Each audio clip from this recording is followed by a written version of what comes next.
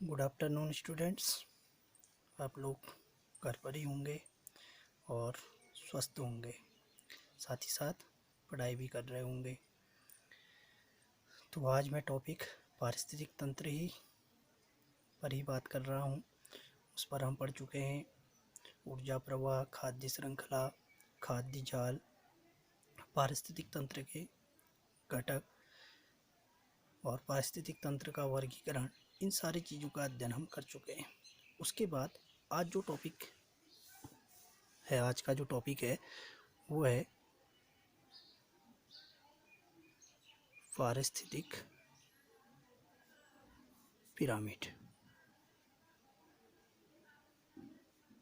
इसकी परिभाषा मैं तुम्हें पिछले वीडियो में भी बता चुका हूँ। फिर से आज इस टॉपिक को शुरुआत कर रहे हैं। पारिस्थितिक पिरामिड होता क्या है? जो पारिस्थितिक पिरामिड है, इसका जो निरूपण था या ये जो शब्द दिया था, सर्वप्रथम एल्टन ने दिया था। पारिस्थितिक पिरामिड का जो निरूपण था वह सर्वप्रथम एल्टन ने दिया था। अगर हम बात करें कि है क्या पारिस्थितिक पिरामिड, तो हम देखते हैं कि जो हमारा पारिस्थितिक तंत्र है उसमें जो विद्यमान विभिन्न प्रकार के जो पारस्परिक संबंध हैं उनको हम आलेखों की सहायता से प्रदर्शित कर देते हैं। इन आलेखों को ही हम पारिस्थितिक पिरामिड कह देंगे। तो सीधे सीधे कहेंगे कि पारिस्थितिक तंत्र में विद्यमान विविध पारस्परिक संबंधों को आलेखों की सहायता से आसानी से प्रदर्शित किया जा सकता है। इन आलेखों को हम पारिस्थितिक पिरामिड कहते हैं। अगर हम बात करें इन आलेखों में, तो सबसे नीचे का जो पोषी स्तर होगा वो होता है उत्पादकों का, और जो सबसे बड़ा पोषी स्तर होगा अर्थात सबसे ऊपर, नीचे का पोषी स्तर तो उत्पादक हो गए, और सबसे ऊपर का जो पोषक स्तर होगा वह होता है मांसाहारी का। तो इस आधार पर हम कह सकते हैं कि जो पारिस्थितिक पिरामिड होते हैं वह 3 प्रकार के होते हैं, या ये भी कह सकते हैं निम्न प्रकार के होते हैं। पहला आता है संख्याओं का पिरामिड। अगर हम संख्याओं के पिरामिड की बात करें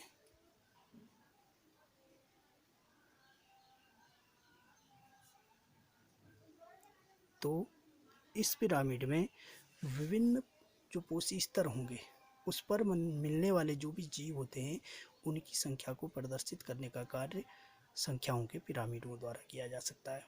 या हम ऐसे भी कह सकते हैं कि जो उत्पादक हैं, जो शाकाहारी हैं, जो मांसाहारी हैं, उनकी प्रति इकाई क्षेत्रफल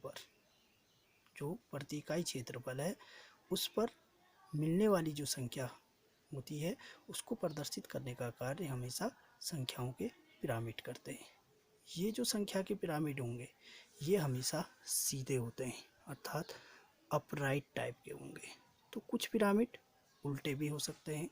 जैसे मैं बात करूं घास के मैदान का पिरामिड, तो जो घास का मैदान होगा या घास के मैदानों का पिरामिड कहो या घास के मैदान का जो पारितंत्र होगा वहाँ पर जो जीव होंगे सबसे नीचे का जो पोषी स्तर होगा ये हमेशा उत्पादक का होगा। उसके बाद का जो पोषक स्तर होगा वह शाकाहारी मतलब जिसको हम यहाँ पर प्राथमिक उपभोक्ता भी कह रहे थे। दूसरा द्वितीयक उपभोक्ताओं का, फिर तृतीयक उपभोक्ता, और सबसे ऊपर जो आएगा वहाँ आ जाएंगे उच्च मांसाहारी। बात हम घास के मैदान की कर रहे हैं तो उत्पादकों का कार्य हमेशा यहाँ पर को घास कर रहा होगा। शाकाहारी इन घास से जो भोजन ले रहे होंगे अर्थात टिड्डा हो गया। और द्वितीयक उपभोक्ता कह रहे हैं तो द्वितीयक उपभोक्ता जो हो जाएंगे वो मेढक। तृतीयक सांप। और जो उच्च मांसाहारी कह रहे हैं वो बाज।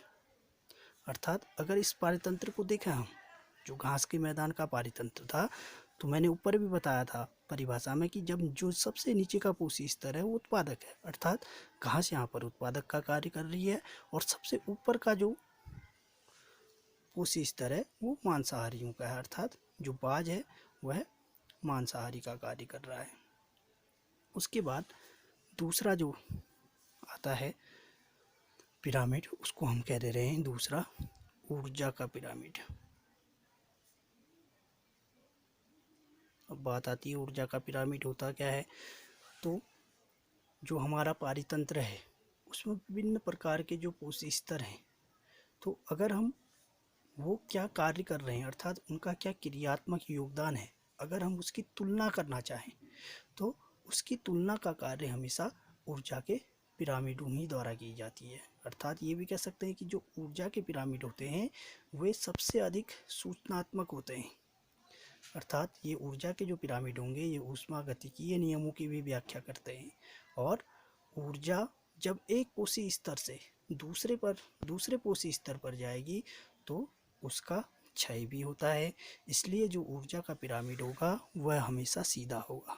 ऊर्जा के पिरामिड भी हमेशा सीधा पाया जाएगा। जैसे फिर से हम घास के मैदान की ही बात कर लेते हैं। अगर इसमें देखें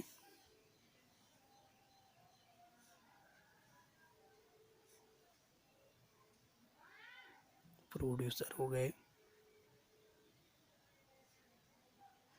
और फिर प्राथमिक उपभोक्ता, द्वितीयक उपभोक्ता और तृतीयक उपभोक्ता। तो ये एक ऊर्जा के पिरामिड का एग्जाम्पल हो सकता है। तीसरा जो पिरामिड आता है वह आता है जीवभार का पिरामिड,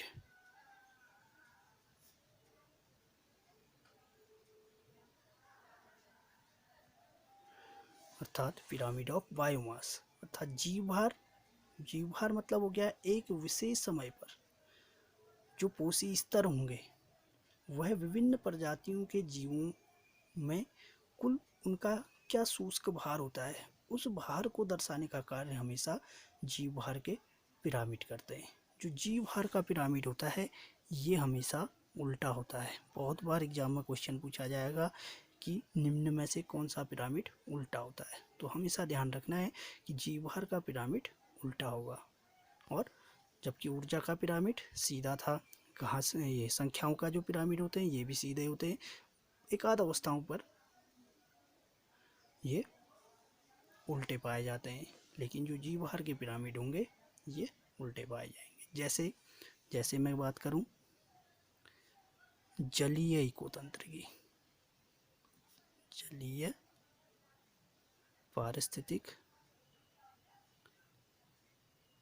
तंत्र की, तो यहाँ पर हम देखेंगे जो हमारा जलीय पारिस्थितिक तंत्र होगा